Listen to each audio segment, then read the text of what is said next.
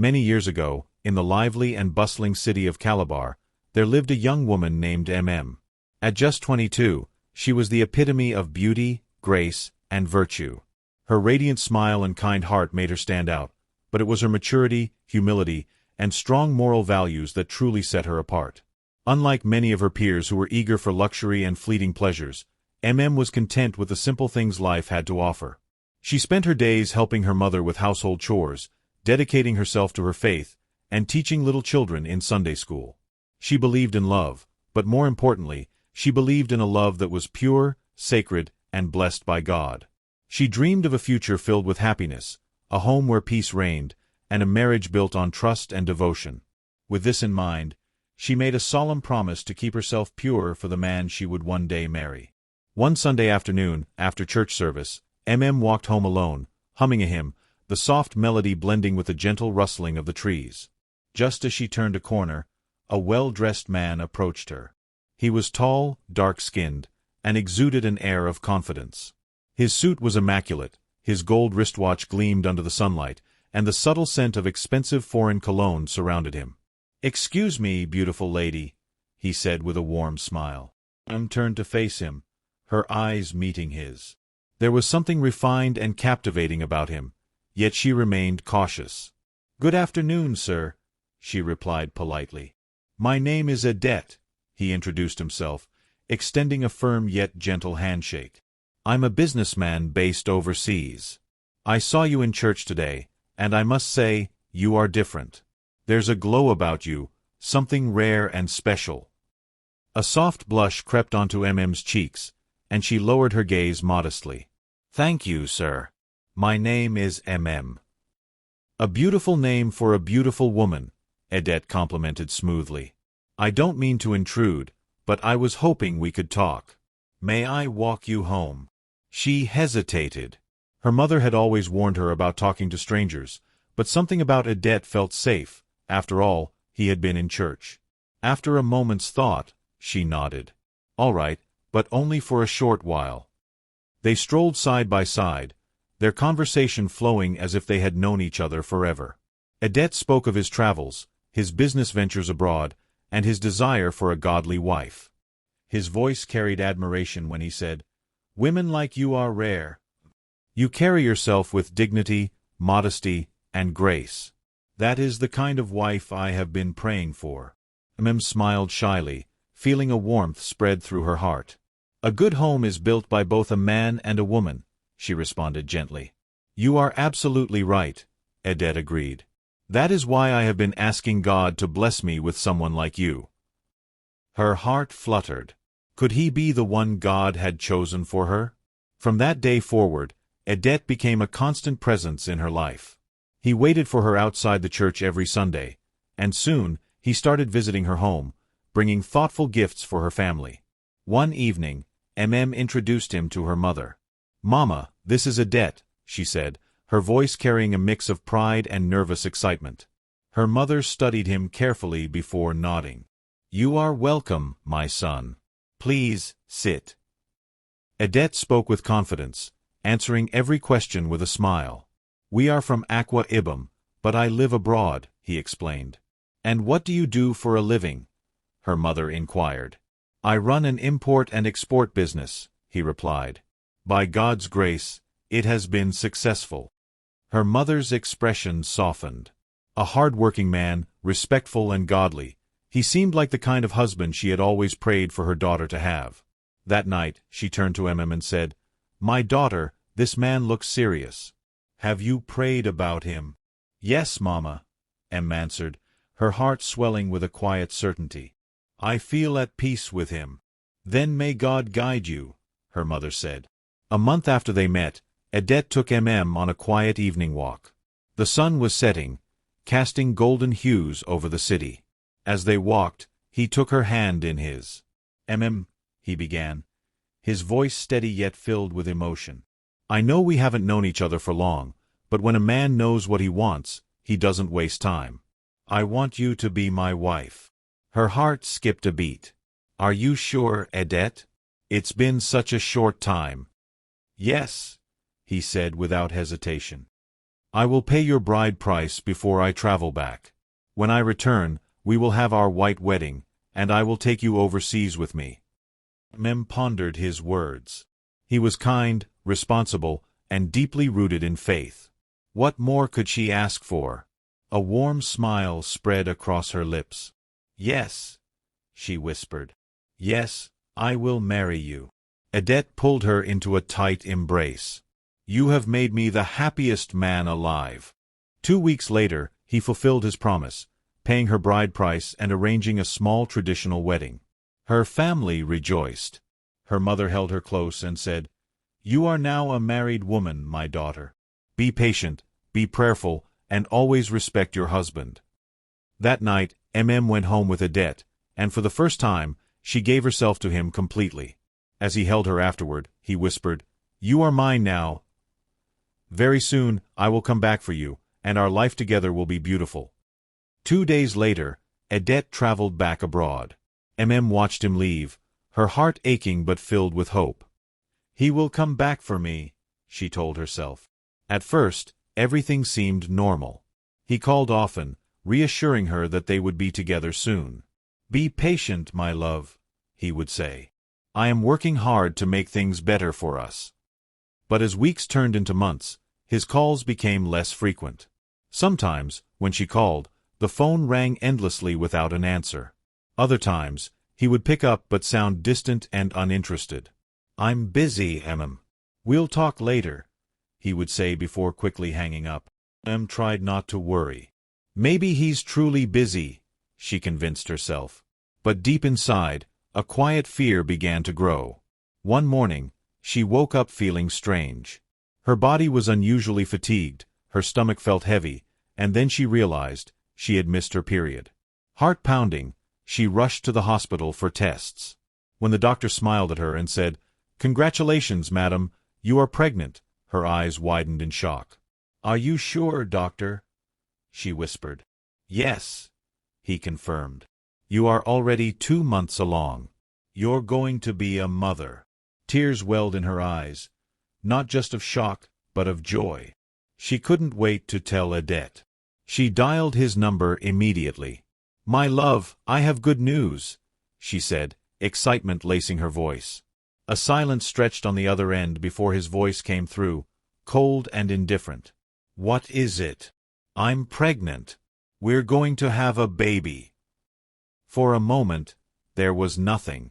Then, after a long pause, he simply said, "Okay, take care of yourself." And the call ended. Stared at her phone, confusion swirling in her chest. Maybe the network cut off? She tried calling again, but he didn't pick up. Days turned into weeks, and still, there was no word from him. Her family became worried. "Why would a man abandon his pregnant wife?" her mother asked. "Maybe he's just busy, Mama," whispered, trying to hold on to hope. But deep down, she feared something was terribly wrong. In the lively city of Calabar, a young woman named Imam lived a life of grace and virtue. At just 22, she was admired not only for her beauty but also for her good character. Unlike many young women her age, who chased after luxury and fleeting pleasures, Imam found contentment in the simple things. She was hard-working, respectful, and deeply rooted in her faith. Parents in the community often held her up as an example, urging their daughters to be like her, modest, godly, and dedicated to building a future of substance.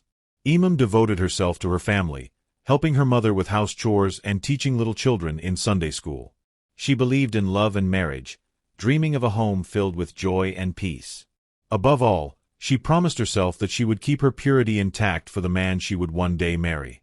One fateful Sunday afternoon, as she walked home from church humming a hymn, a well-dressed man approached her. He was tall, dark-skinned, and carried himself with confidence. His fine suit, gold wristwatch, and the scent of expensive foreign perfume spoke of success. "Excuse me, beautiful lady," he said with a warm smile. Imam turned, startled by his presence but maintaining her composure. "Good afternoon, sir," she greeted politely. "My name is Odette," he introduced himself, extending a hand. "I'm a businessman based overseas. I saw you in church today, and I must say, You have a special glow around you. Imam blushed, lowering her gaze. Thank you, sir. My name is Imam. A beautiful name for a beautiful lady, Edet complimented. I don't mean to keep you, but I was hoping we could talk. May I walk you home? She hesitated. Her mother had warned her about speaking to strangers, but something about Edet seemed different. After all, he had been in church. All right, but only for a short while, she agreed. As they walked side by side, their conversation flowed easily. Edet spoke about his business, his travels, and his desire for a godly wife. A woman like you is rare these days, Imam, he said, his eyes filled with admiration. You carry yourself with dignity. You are respectful, modest, and homely, the kind of wife I need. Imam smiled shyly. Thank you, sir. But I believe a good home is built by both a man and a woman. You're right, Edet nodded. That's why I've been asking God to send me a woman like you. Her heart fluttered. Could this be the man she had prayed for? From that day on, Edet became a regular presence in her life. He waited for her outside the church on Sundays, visited her home, and brought small gifts for her family. Her mother observed him closely, questioning him about his background. We are from Akwa Ibom, but I live abroad, he replied respectfully. And what do you do for a living? She inquired. I run an import and export business, and by God's grace, I am doing well, he said confidently. Her mother nodded approvingly. A hard-working, well-mannered, and godly man. Exactly what she wanted for her daughter. Later that night, she spoke to Imam. My daughter, this man looks serious. Have you prayed about him? Yes, Mama. I feel at peace with him. Then may God guide you, her mother said. A month later, Edet took Imam for a quiet stroll. Imam, he began, taking her hand, I know we haven't known each other for long, but I have prayed about this. I know what I want. I want you to be my wife. Her heart skipped a beat. Are you sure? We've only known each other for a short time. When a man knows what he wants, he doesn't waste time, he said. I will pay your bride price before I travel back. When I return, we will have our white wedding, and then I will take you overseas with me. She thought about it. He was kind, responsible, and God-fearing. What more could she ask for? With a smile, she nodded. Yes.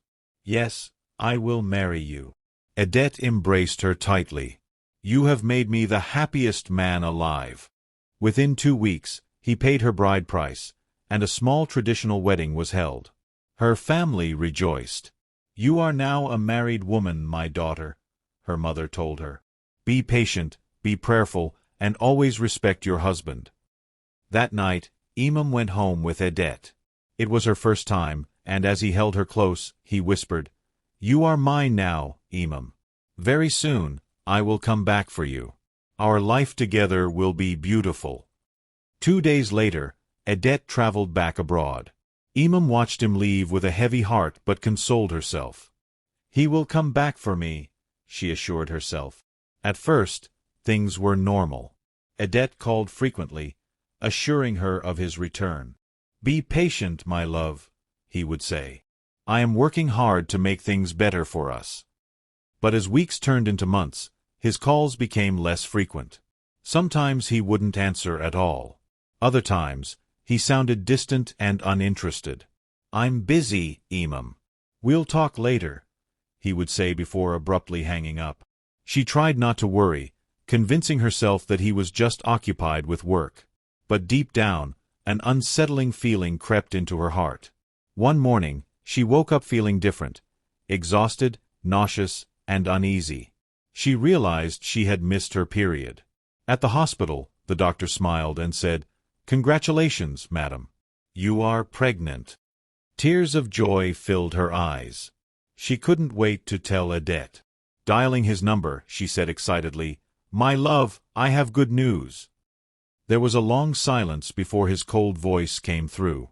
What is it? I'm pregnant. We're going to have a baby. Silence. Then, after a long pause, he simply said, Okay, take care of yourself. The call ended. Confused, Imam tried calling again, but he didn't pick up.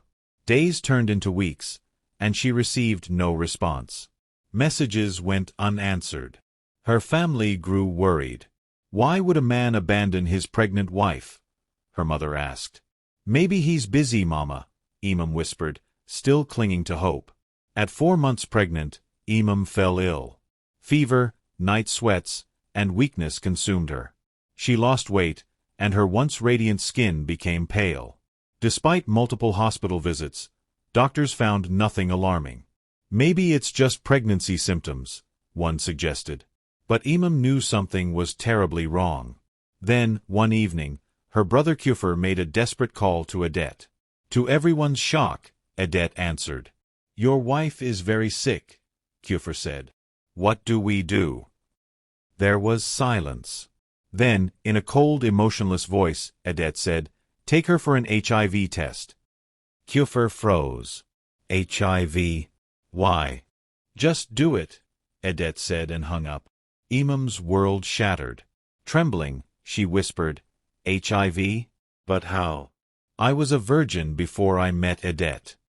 He's the only man I have ever been with. At the hospital, as she anxiously awaited the results, the nurse returned with a somber expression. Madam, I'm sorry. You tested positive for HIV. Imam collapsed, screaming, No. This is not possible. But the truth was undeniable. Adet had deceived and betrayed her. And now she carried not only his child, but his death sentence.